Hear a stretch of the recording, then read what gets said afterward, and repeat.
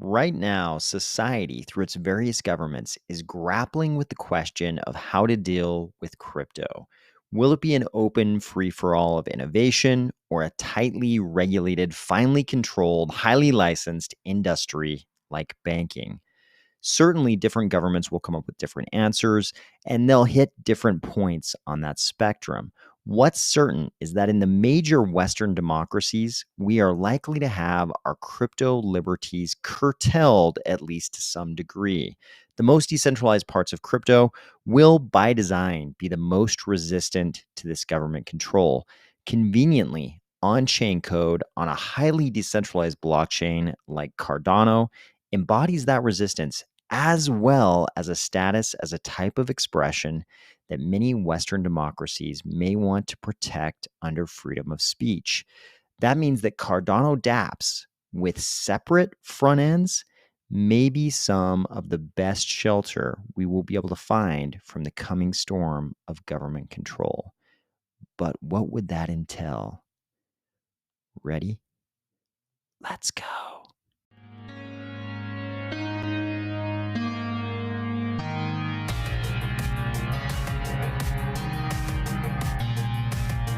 Today is one of those days when I've got a million things I want to talk about, but this first topic is so big and maybe so important that we're just going to focus on this one issue about government regulation and front ends and on chain code and how those two things might end up needing to be separated.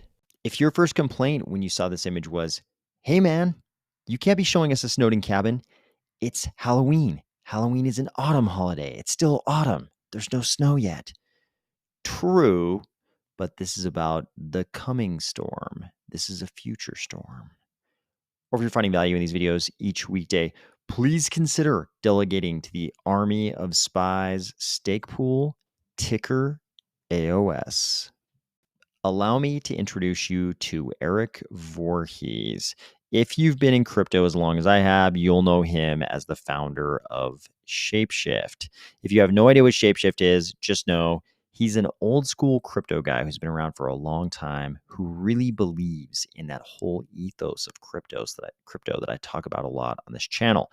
If you don't have any idea what that is, I'll let you look at his first pinned tweet, and that will tell you a lot. He says, taxes are the price you pay to be ruled by strangers. So why are we talking about Eric Voorhees? Well, in the ongoing saga, some would say never ending saga of crypto trying to decide how to get the US government to regulate crypto, Eric Voorhees was involved in a discourse with Sam Bankman Fried. You'll remember from videos of the last couple of weeks, Sam Bankman Fried released his own commentary on the direction that US regulation of crypto should go. And a lot of the crypto user base, the crypto ecosystem, the crypto landscape was a little bit upset. Not the least of which were the old school crypto guys who really believed in a lot of the original crypto ethos. And a few clips of that conversation have been making the rounds. In this first video, Eric Voorhees talks about one of the important tenets of the early days of crypto, something people talked about a lot in the early days of crypto, but you don't see people talk about nearly as much these days. And that's that one of the real aims of crypto is to divorce money and state in the same way that we've divorced church and state. And he explains that just like that separation between church and state, the separation between money and state will be a huge step forward for everyone. This is something I strongly agree with. It was one of the big reasons I got involved in crypto. I'm not saying anybody should prevent the governments from printing their own money. That's not what I'm advocating here. What I'm saying is we should have an alternative. It'd be really nice if we had an alternative that had a hard cap, that had a predictable issuance schedule, that couldn't inflate our savings into oblivion, which is something that I think will probably resonate with a lot of people right now, because that's kind of what's happening to us right now. So Eric Voorhees talks about this separation of money and state. The other clip that's getting a lot of traction on social right now is this one. Eric Voorhees and Sam Bankman-Fried have this back and forth discussion where Eric Voorhees asks SBF, hey, would you have supported it if the government had come in and said, hey, we need to KYC everybody who uses an email front end. We're not going to regulate the email protocol itself, but all the email front ends, we need to KYC all the users to make sure that no one is communicating back and forth with terrorists. Of course, Sam Bankman-Fried comes back and says, no, that would be terrible. That would be disenfranchising. It'd be a terrible result if we had ever decided that we would require KYC of email front end users. Then, predictably, Eric Voorhees says, okay, if that's the case, why would you ever be a proponent of KYC in DeFi front ends? Why would an Aave front end why should they ever have to KYC their users? What's the difference between these financial transactions and the email transactions, the email communication we were talking about earlier? Why are they so different that we have to KYC the DeFi front end users, but not the email front end users? And as you would guess, Sam Bankman-Fried spends a lot of time thinking to himself, why does that not apply to financial transactions? Why would it not be a terrible idea to also regulate the front ends of DeFi transactions? He thinks and thinks, why does the same logic also not that I used for email also not apply to financial transactions? And he thinks and thinks. I haven't watched this whole interview. I'm sure he comes up with some kind of a rationale, but this clip is very telling. The fact that he has to look away from the camera, look down at his hands or the desk, and try to come up with some rationale why email use is so different than a financial transaction you might do in DeFi. The real answer, of course, is that they aren't so different. They aren't so different that one should require KYC and the other should not. It's just that the state cares way more about money than they do about communication. Why? Because states, governments, nation states, they can only exist if they can collect taxation. For them to exist, they need to pay for all of their operations. They can only do that through taxation, or at least largely they can only do that through taxation. And it's a whole lot harder to execute on good taxation if more and more of the world moves into a parallel and completely separate financial system. If the world of commerce moves into crypto and out of fiat, it becomes immeasurably harder for the governments to collect taxes and much harder for them to continue to exist. So, of course, the state cares way more about financial transactions than it does about communications. This, of course, is exactly what Eric Voorhees is trying to point out. It's not about whether or not there's a valid rationale for KYCing people who use DeFi front ends. It's just that the government does want to control those front ends. And it would also want to control everything else, all of the on-chain code, all of the back end, everything. But it runs into the significant roadblock with the on-chain code. And that's that it starts to look a lot like speech. If you just go ahead and publish some code to the blockchain, if you deploy code to the blockchain, it's really hard to say that that's not publishing speech. If you try to regulate the publishing of code to the blockchain, you run into this big argument, hey, this looks a lot like speech, and the freedom of speech should cover the deployment of code to the blockchain. And then once it's on the block, so that covers the deployment of the code of the blockchain. Then once it's on the blockchain, it's just being run by all of the nodes on the blockchain, all the validators on the blockchain. And if you run into this practical problem, the decentralization kind of prevents governments from regulating all of those validators of the blockchain because if it's a permissionless decentralized blockchain, they might be all over the globe, and it's really hard to pin down exactly who they are. Or even if you can, you're not going to have enough of them in your own jurisdiction to really do anything about the spread and use of that code on the blockchain. This is the central thing here.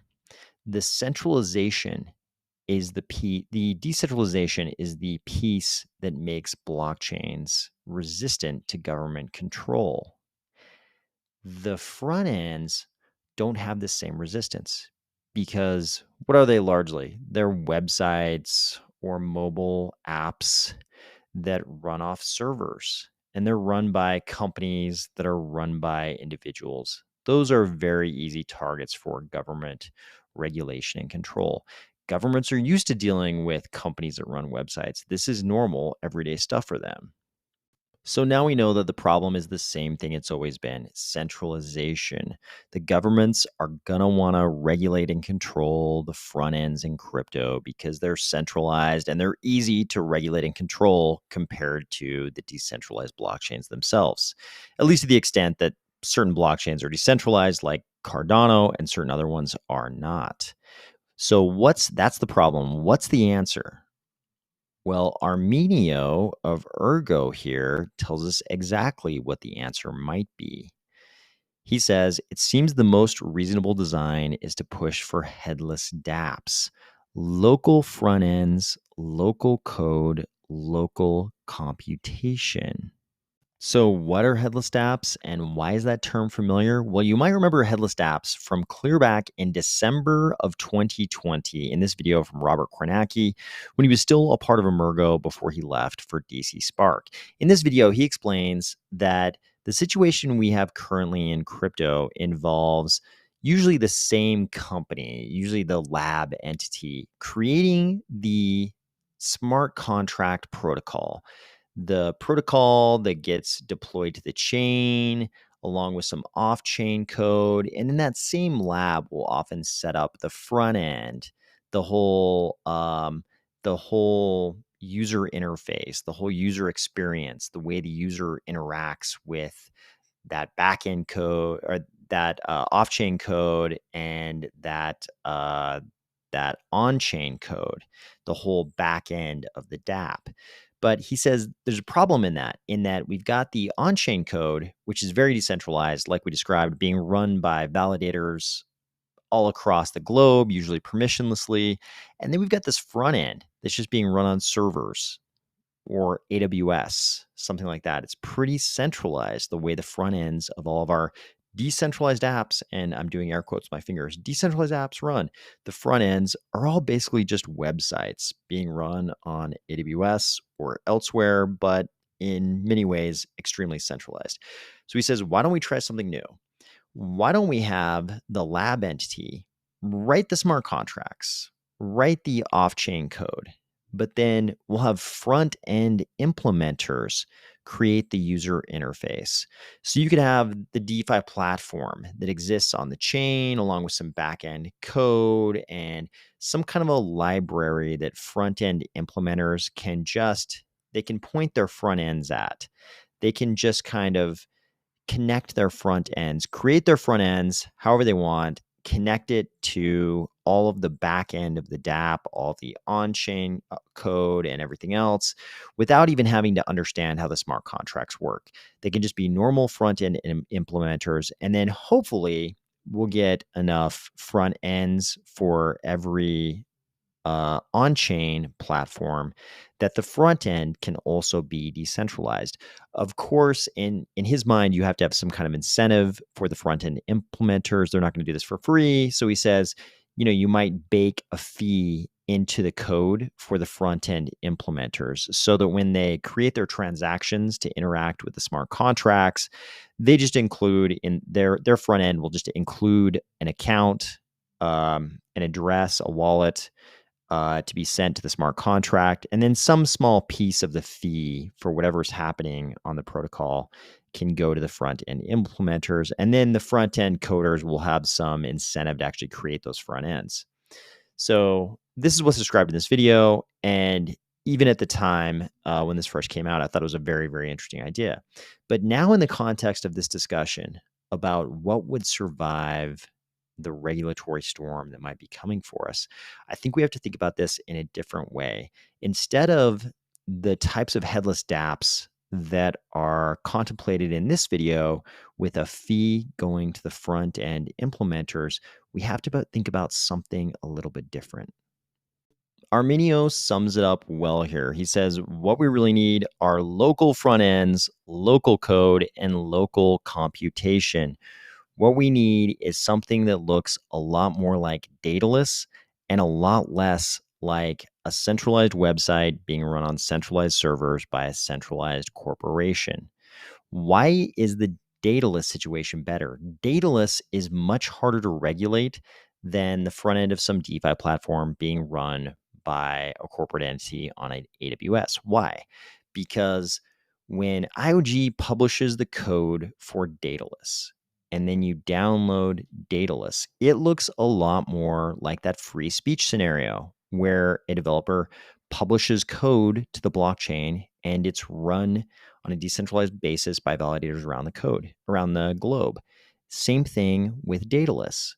If IOG just publishes that code and they allow you to download it for free and run it locally on your machine so that you can interact with the blockchain, it looks a lot like speech, the kind of speech that Western democracies are not going to want to regulate because it conflicts with their sense of freedom of speech.